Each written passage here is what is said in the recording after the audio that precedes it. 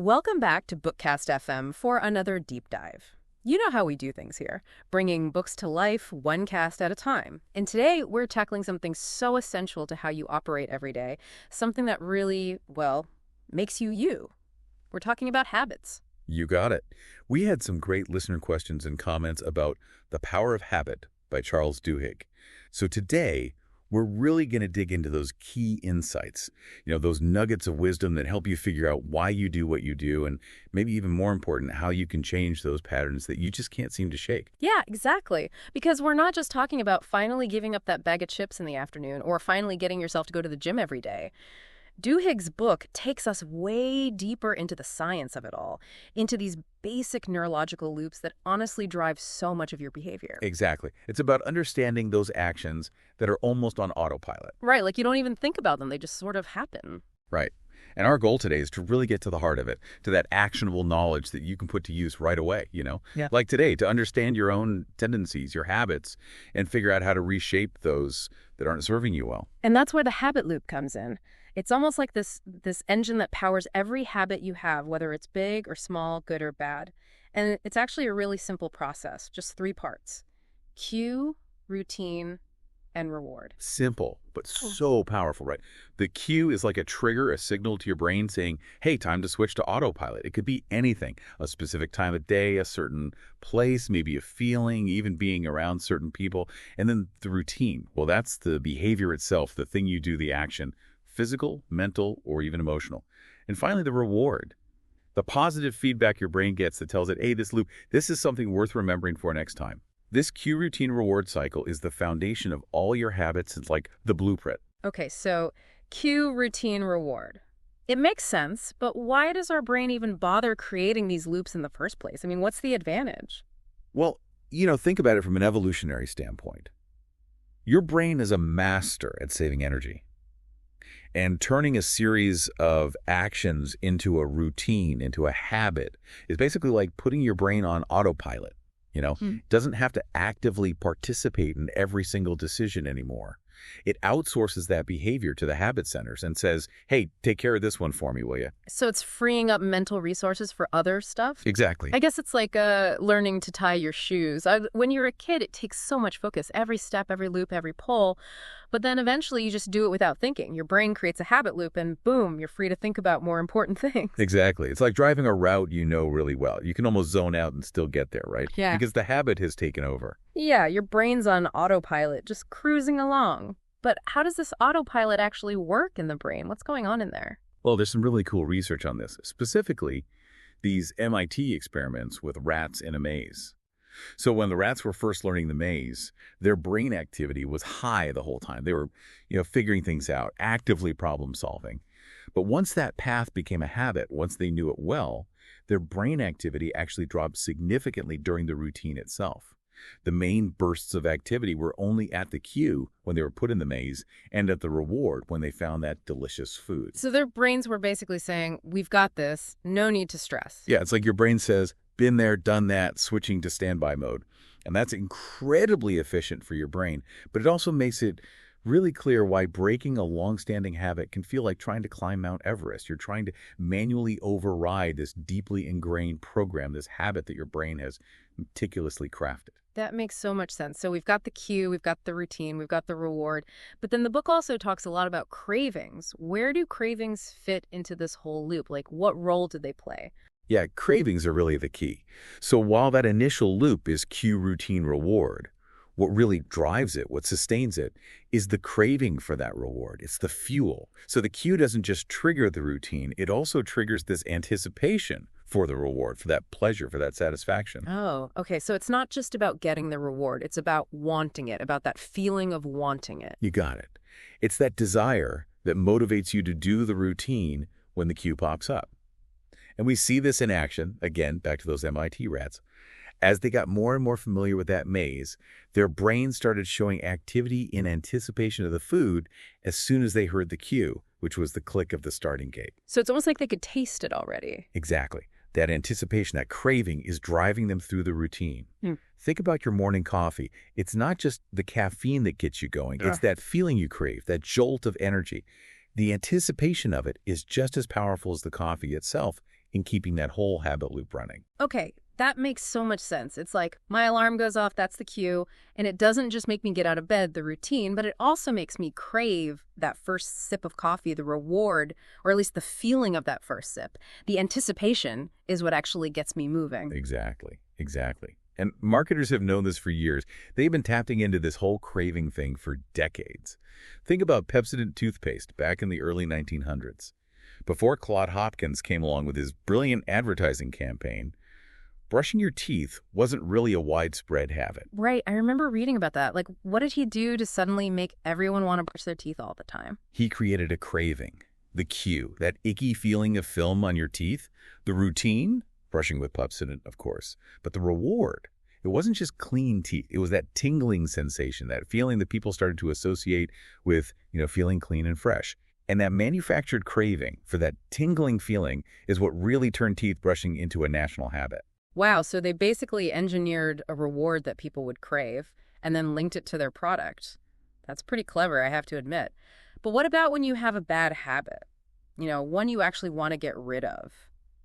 The book talks about the golden rule of habit change. How does that help? Oh, yeah, the golden rule of habit change. That's like the cornerstone of Duhigg's whole framework. And it basically says that you can't really extinguish a bad habit, you can only change it. The key is to keep that same cue and the same reward, but you replace the bad routine with a new, better one. So you're not getting rid of the underlying need or the trigger, you're just finding a different way to satisfy it. Exactly. Because those neural pathways for the cue and the reward, they're already there, ingrained in your brain. Trying to just ignore the cue or deny yourself the reward, that's a recipe for disaster most of the time. But if you consciously insert a new routine, you can actually start to overwrite the old one. It's about finding a substitute behavior that delivers a similar reward when that same trigger comes along. Can you give us an example, something we can all relate to? Sure. Think about Alcoholics Anonymous, AA. For someone battling alcohol addiction, the cues might be stress, social situations, that kind of thing, and the reward. Well, it could be that feeling of relaxation, that escape from reality that alcohol provides. Now, AA doesn't try to eliminate those cues or that desire for relief. Instead, it gives you a new routine, going to meetings, sharing your experiences with others who understand, finding support, and often it involves things like prayer or meditation. And this new routine, it offers a similar sense of community, a sense of stress relief, maybe even a feeling of transcendence, but in a much healthier way. So it's not just about stopping the drinking, it's about finding new, healthy ways to cope with those same feelings and situations. Exactly. And, the book also really emphasizes the importance of belief within AA. For that new routine to really stick, people need to believe that change is possible. That's huge. And the support and the shared faith within AA can be really powerful in making that happen. When people see others successfully navigating the same challenges they are, it strengthens their own belief that they too can change their routines. That belief is like the fertilizer that helps the new habit take root and flourish. So it's not just about the mechanics of the habit loop, but also about the mindset, the belief that change is actually possible. And speaking of changing habits, the book also looks at how these principles can apply in other areas, like sports. There's the example of Tony Dungy, the coach of the Tampa Bay Buccaneers. What did he do? Oh, yeah. Tony Dungy had a really interesting approach. He didn't focus so much on complicated playbooks. Instead, he was all about training very specific automatic responses to things that happen on the field. He wanted his players to develop these reflex routines for when they were under pressure. That way they wouldn't have to think, they would just react based on ingrained habit. So when the game was on the line, they could execute without hesitation, almost like it was second nature to them. Exactly. It was like he was trying to hardwire those good habits right into their gameplay, and it actually worked. They saw some pretty significant improvements because they were able to perform under pressure without overthinking things. So he basically took the power of habit and applied it to football. So that's the power of habits at the individual level. But the book also goes into how these ideas apply to groups of people, to organizations. Yeah, when it comes to organizations, the key concept is something called Keystone habits. These are habits that have a ripple effect. So when you change or cultivate one keystone habit, it can trigger all sorts of positive changes throughout the entire organization. Kind of like pulling on one thread that unravels a whole knot. Yeah, exactly like that. They're the habits that matter most, the ones that lay the foundation for other good practices to emerge. And one of the best examples of this is Paul O'Neill's time as CEO of Alcoa. Remind us what happened there. When O'Neill took over at Alcoa, he didn't focus on the usual stuff like profits or anything. He made worker safety his #1 priority, and this seemed like a really narrow focus at the time. Yeah, people are probably like, what is he doing? Right. But it turned out to be a really powerful keystone habit. See, by making safety so important, he forced everyone, from the top down, to improve how they communicated, to really listen to worker concerns, to come up with better systems and processes. This created a whole culture of accountability and transparency, where people were talking more, sharing information, and constantly looking for ways to do things better, all in the name of safety. And the crazy thing, Alcoa's profitability soared as a result, not in spite of it. It's pretty incredible. So this is a great example of how focusing on one key area, like safety, can have these amazing positive consequences in other parts of a system that you might not even expect. So it wasn't just about safety, it was about creating a culture of communication and collaboration that ultimately made the entire company more successful. That's fascinating. The book also talks about willpower in the context of organizations, almost like it's a habit in itself that can be strengthened. Yeah, that's right. Duhigg argues that willpower isn't just something you're born with, It's more like a muscle that you can actually strengthen over time through practice and through building good routines. Think about that famous Stanford marshmallow test, the one where they put a marshmallow in front of a kid and told them they could have 2 if they waited. Right, right. So the kids who were able to hold off, they weren't necessarily born with more willpower. Yeah. They actually used specific strategies like distracting themselves or thinking about the marshmallow differently. They were essentially using learned routines to manage their impulses, you see. So willpower is more about having techniques and routines than just having some innate ability to resist temptation. Exactly. It's like learning how to control your impulses, not just trying to white-knuckle it. And this applies to organizations too, right? Think about Starbucks. They realized that their employees, the ones who were dealing with customers all day, especially those difficult customers, they needed more than just your typical customer service training. They needed to learn how to stay calm and collected under pressure, how to exercise what we might call willpower in the moment. Right, because dealing with a rude customer can be really stressful. Absolutely. And so Starbucks actually implemented the specific training program. It focused on creating routines for handling those tricky situations. Things like the LAT method, which stands for listen, acknowledge, take action, thank, and explain. By practicing these routines over and over again, their employees could respond calmly and effectively even when they were stressed, because they were relying on those ingrained habits instead of just trying to force themselves to be calm. So by creating these automatic responses, Starbucks was basically teaching their employees how to use habit to exercise willpower. And it wasn't just a nice idea, it actually worked. It helped them manage those stressful interactions much better. So interesting. Now, the book also points out how these big, unexpected events, these crises, can actually be opportunities for change within organizations. Absolutely. Crises can really shake things up. They disrupt all those established habits, those routines, and that can create a window for leaders to put new, better ones in place.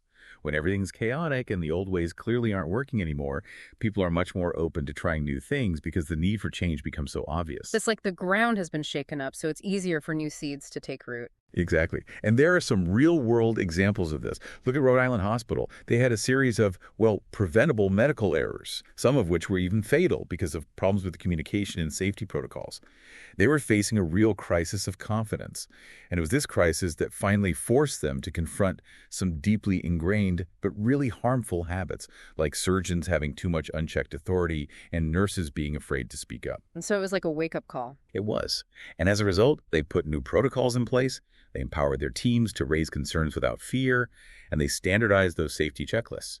And these new habits, they stuck because the crisis had made it so clear how dangerous the old habits were. And another example is the London Underground fire at King's Cross back in 1987.